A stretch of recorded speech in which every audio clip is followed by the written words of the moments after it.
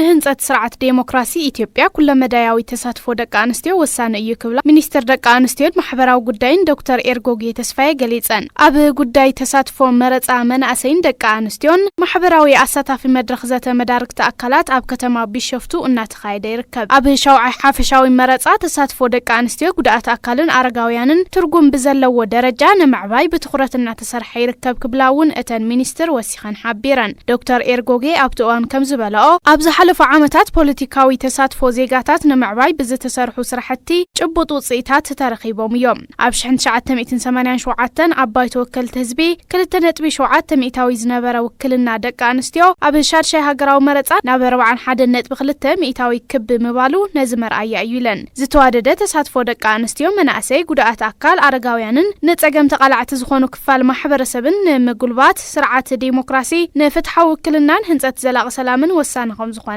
አብሪሄን በኢትዮጵያ የዲሞክራሲ ስርዓት ግንባታ ሂደት ውስጥ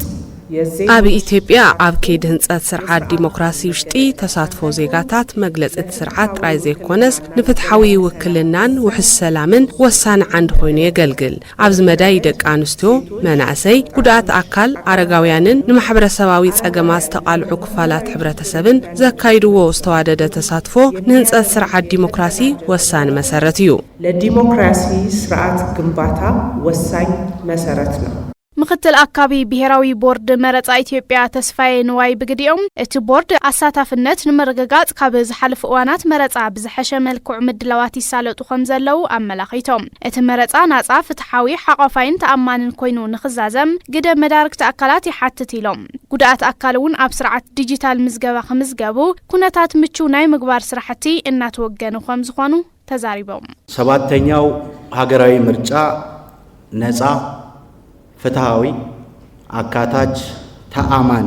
ሻውዓይ ሃገራዊ መረጻ ናጻ ፍትሓውን ሓቋፋይን ተኣማንን ኮይኑ ክዛዘም ናይ ኩላትና ዝተዋደደ ጻዕሪ የድሊ ጉዳት አካል ዝኾነ መረጽቲ ጉዳት አካል ዝኾኑ ዝተሳተፉ ዝተፈላለዩ አካላት ብመሰረት ቴክኖሎጂ ምዝገባ ከካይዱ ባዓርሶም ከምዝገቡ ኣብ መረጻ ጣብያ እናተረዱ እናተሓገዙን ብዝተዋደደ መንገዲ ከምዝገቡ እናተሰርሐ ይርከብ አሲስትድ በሆነ መልኩ እንዲመዘገቡ